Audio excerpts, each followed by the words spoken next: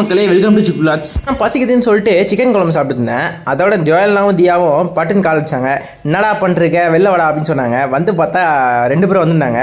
குஷி தான். அதோட வெளில வந்துட்டு ஒரு டீ சொல்லுங்கிற ஒரு கடையில் நானும் மனோஜ், ஜோயல், தியா 4 பேரும் போயிட்டு ஒரு டீ அடிச்சுட்டு இருந்தோம். அதாவது நான் ரொம்ப மிஸ் பண்ணுறதே அவங்க 2 பேரும் தான் இந்த ஏரியாவில்.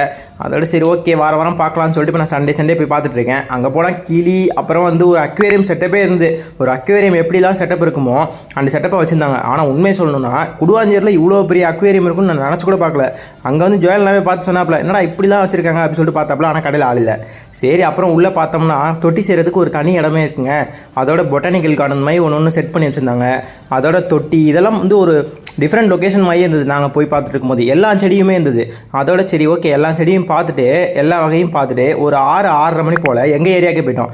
எங்கே போய் ஜெகநாத்தில் போய் ஒரு டீ அடிச்சுட்டு அப்புறம் நல்லா ஜாலியாக பேசிட்டு ஒரு 9:30 மணி போல் ட்ரெயின் ஏறினேன். தாம்பரத்துலேயே ஸ்பீடாக வண்டி எடுத்துடுறாங்க. ஆனால் எங்கள் வீட்டுக்கிட்ட தான் ரொம்ப லேட் ஆகுது. மேட்டர்னா நிறையா ட்ரெயின் கிராஸ் ஆகும்போது கரெக்டாக எங்கள் ஏரியா மட்டும் ட்ரெயின் நிறுத்திடுவான். இங்கேருந்து இறங்கி போனால் எங்கள் வீடு. ஆனால் பயமாக இருக்குது. சரி அதோட நாங்கள் ரயில்வே ஸ்டேஷன் வந்து தான் போனோம்.